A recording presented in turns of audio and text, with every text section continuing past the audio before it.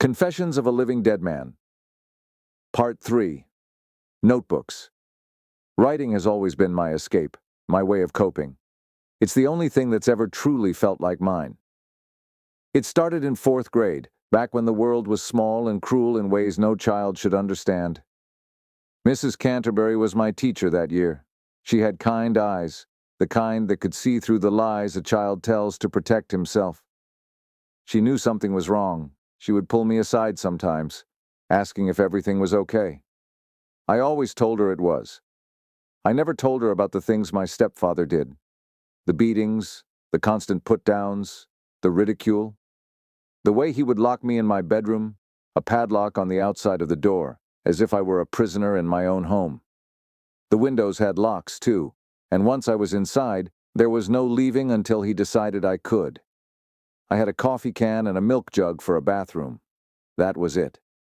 I don't know if Mrs. Canterbury could see all of that in my eyes, or if she just knew the signs, but she kept asking. And I kept saying, "Nothing's wrong." Because what else could I say? One day, she didn't ask. Instead, she handed me a spiral notebook and 2 pens. Nice ones, not the cheap, flimsy kind the school handed out. "I want you to tell your story," she said. "You don't have to show it to me. You don't even have to use real names. Just write out your pain. Let it out. And if you ever want to, leave it on my desk. I'll make sure the right people see it." Her words stuck with me. At first, I didn't touch the notebook. It sat on my desk at home, a glaring reminder of something I wasn't sure I could do.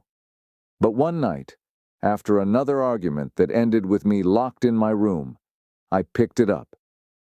The first words felt awkward, clunky. I didn't know how to start or what to say, but the more I wrote, the easier it became.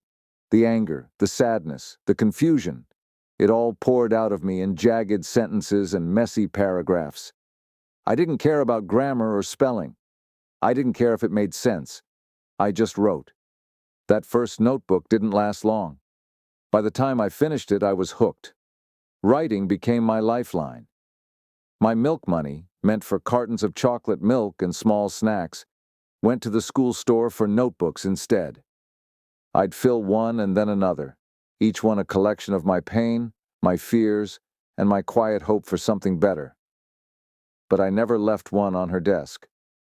I wanted to. Sometimes I even carried a notebook to class, planning to leave it behind. But I never could. I think I was afraid. Afraid of what would happen if someone read my words. Afraid that my stepfather would find out. Afraid of what it might mean to finally say the things I'd buried so deeply. Still, Mrs. Canterbury saved me. Even if she never read a single word, she gave me the one thing I didn't have. A way to let it out. A way to survive. Writing became my escape, my refuge. The pen became my voice when I didn't have the courage to use my own.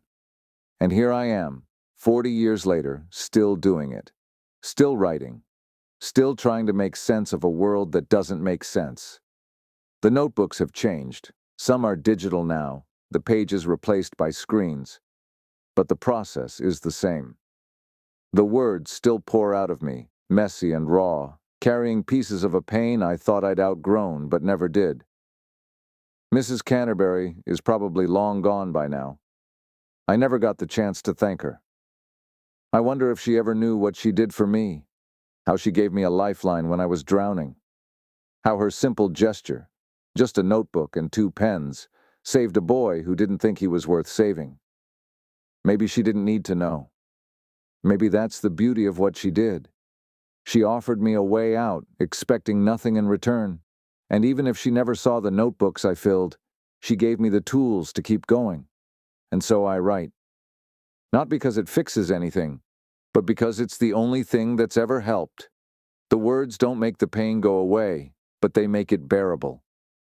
They remind me that I survived, that I'm still here, even when I don't want to be.